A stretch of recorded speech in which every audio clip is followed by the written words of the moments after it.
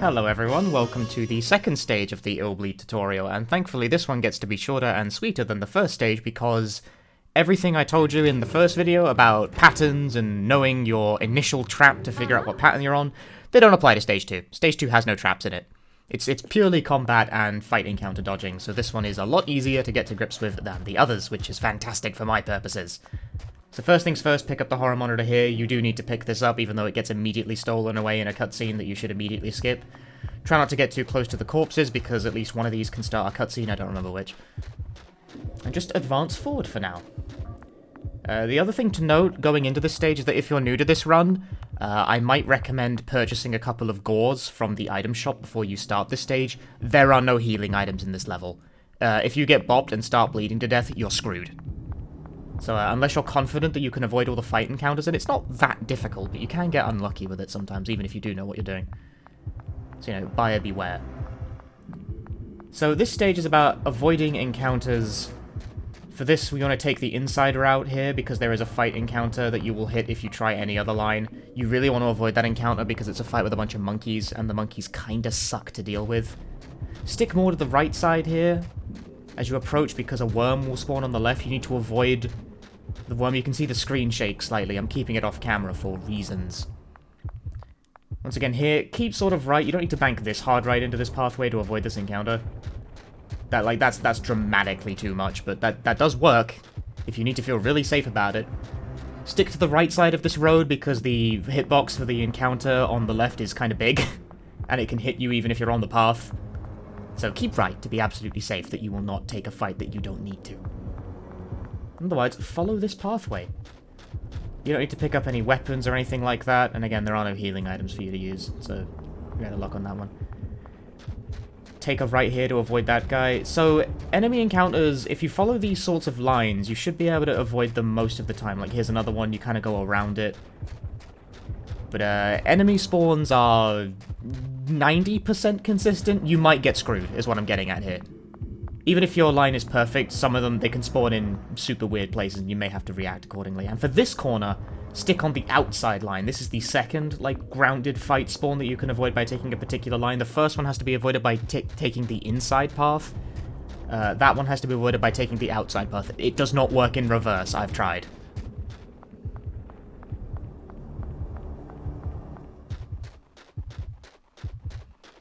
One last dodge here. This last dodge tends to be the most difficult. I try and run left to kind of bait the worm spawn to be left and then go right, like so. Precisely like that. But that does not always work. That's not a guarantee. It's a little random. You may need to adapt on the fly if you get a different position. And that's the hardest part of the level, unironically. So if you've gotten past that without getting hit, congratulations. You've done, like, all of the hard bits of this stage. Depending on how good you are at the platforming, anyway. For this segment, you can't touch the ground, like any of the soil, the dirt, because if you do, you'll start an encounter with the boss of the stage that you cannot presently win because you don't have the flamethrower. And if you exit that fight by running away, it will immediately put you back at the start, so failing the platforming there will lose you lots of time, so don't do that. Use the baby bottle on the store. This cutscene is technically skippable if you skirt the edge of the wall really, really finely there, but I don't know how to do it consistently. It's very minor time save, because cutscenes are skippable in this game anyway. But it is a thing. I will note that. Okay, so there are many fight encounters here, all of which are completely avoidable. Stay on the inside wall here, like, skirt the right side, just stay very close to it. And you'll avoid all of the fight spawns with no problem, on the way in and on the way out. Again, stick to the right side here. That corpse causes a cutscene, but don't worry about that, because if you stray too far from the path here, you'll probably hit the fight spawn, so don't do that. Hitting the fight spawn will lose you an unnecessarily large amount of time. Run in here, ignore anything else besides this spanner here. I think it's called wrench in the English version, but whatever.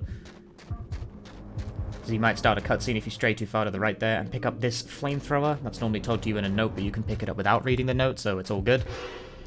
And then you want to use your wrench spanner thing close to the center of the billboard. See, like there, I was too far to the right.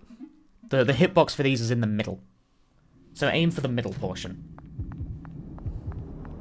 This game is just as prone to the "you can't use that here" as any other classic survival horror game.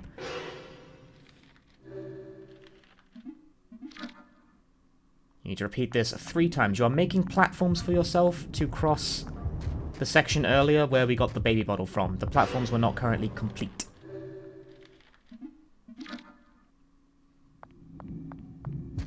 And once again, stick to this wall on exiting and you'll skip a couple of fight encounters. You do not need to take any other fights. In theory, this stage is relatively simple to do damageless, although it is dependent on how the boss goes. This is why you do not need healing items for this stage, generally. If executed properly, you should not take any unnecessary fights other than the last one, and the last one ends the stage. Alright, so jumping puzzle. As established in the first video, Illbleed's jumping is not spectacular, so if you're not confident with the platforming yet, you can take your time and really line your jumps up properly, because if you fail one of these, you'll go all the way back to the start of this section, and that loses a lot of time, so try not to do that. Also, jump early where you can, because the jump has a wind-up, and if you go off the edge while you're doing that wind-up, it'll probably drop the input. So be circumspect of that.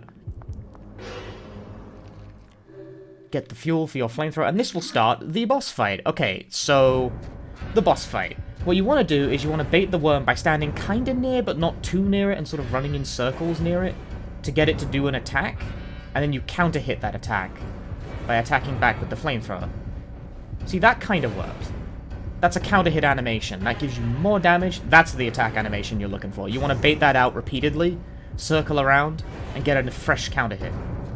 Just loop that over and over, like that. See, there's the attack animation going for the counter hit. Boom. Damage. That over and over again. There's a lot of luck involved in this fight, because you cannot guarantee that you will get this attacking animation to counter hit, even if you do this sort of method.